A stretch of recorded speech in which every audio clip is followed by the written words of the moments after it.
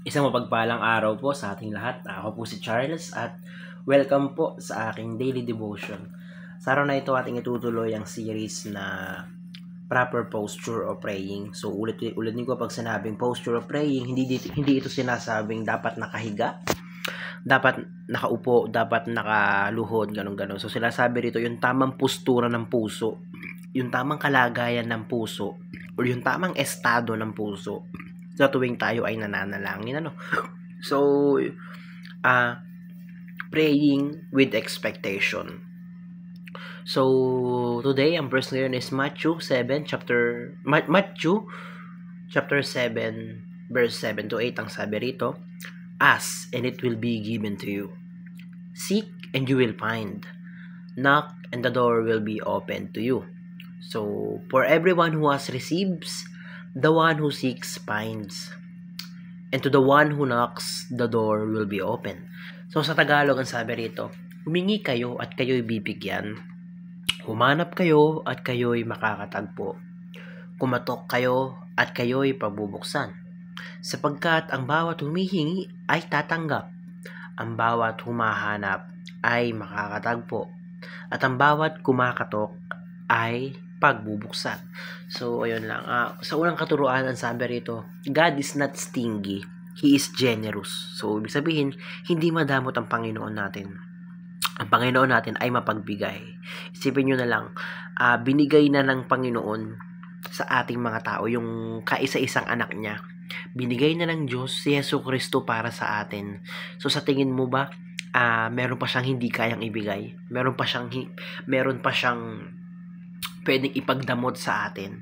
So, di ba wala na? So, sinasabi rito na ang Diyos natin hindi madamot.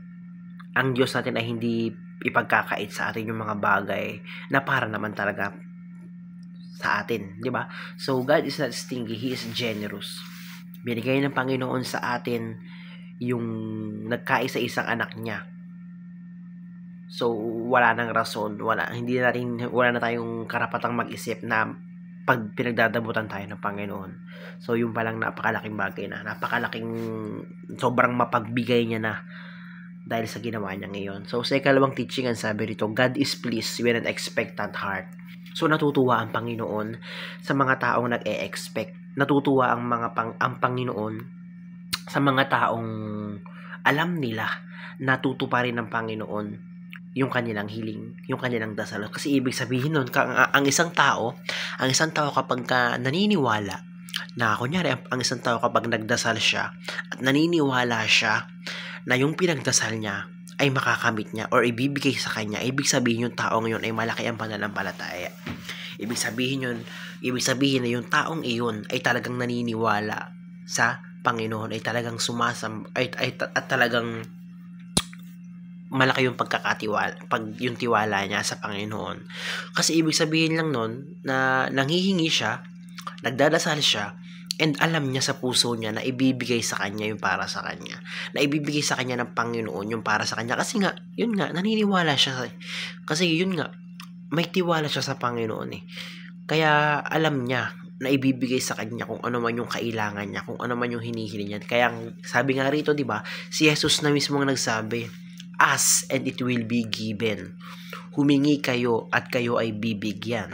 So, yun na mismo. Sa ikatlong teaching, ang sabi rito, God has promised that He will answer. Ang Panginoon nangako sa atin na siya ay sasagot. Ang Panginoon, hindi tayo niyan iiwan na, hindi tayo niyan i-dededmahin. Kumbaga sinasabi dito na magdasal ka sa Panginoon, and yung dasal mo na yun ay hindi lang yung basta dasal na lang, hindi lang yung basta request na lang. So, kailangan maghintay.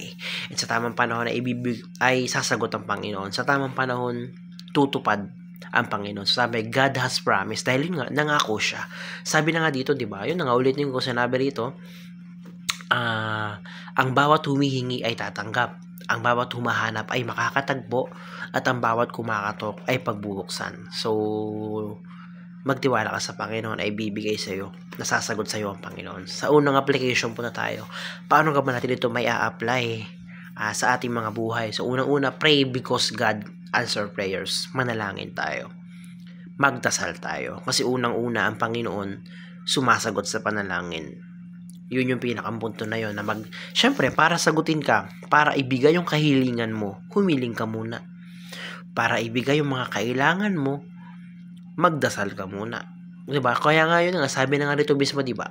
Humingi kayo at kayo ay bibigyan. So, humingi tayo, magdasal tayo sa Panginoon na, Lord, tulungan mo ako ganto ganyan, tulungan mo akong bigyan mo ako ng lakas, bigyan mo ako ng karunungan, ganun. And yun nga, manalangin ka at sasagutin ka ng Panginoon. Kasi ang Panginoon sumasagot yan. Talagang tumutupad yan sa mga dasal. Sa ikalawang application, ang sabi nito, expect great things from God. So, talagang maniwala na tayo na merong mga magagandang bagay or mga gandang pangyayari na darating sa atin dahil siya ang Panginoon dahil naniniwala tayo sa Panginoon kumbaga hindi man magdadamot sa atin ng Panginoon so kumbaga lahat ng ibibigay niya ay kung talagang para sa iyo ibibigay niya yon. So kumbaga expect great things from God dahil may plano sa iyo ang Panginoon and darating ang panahon na ibibigay niya sa iyo yung para sa iyo. Ibibigay niya sa iyo kung ano talaga yung nakalaan sa iyo. So, mag-expect ka na kahit na anong nangyayari sa buhay mo, na kahit na anong paghihirap, or kahit na anong pinagdadaanan mo ngayon na maniwala ka, mag-expect ka na balang araw, makakamit mo yung para sa iyo. Balang araw, sasaya ka. Balang araw, sasagana ka. Sa ikatlong application, ang sabi nito, trust God's wisdom and sovereignty. So, yun, magtiwala tayo sa karunungan at pagkahari ng Panginoon, no? So, sinasabi rito na kumbaga ang Panginoon ang pinakamagulang natin.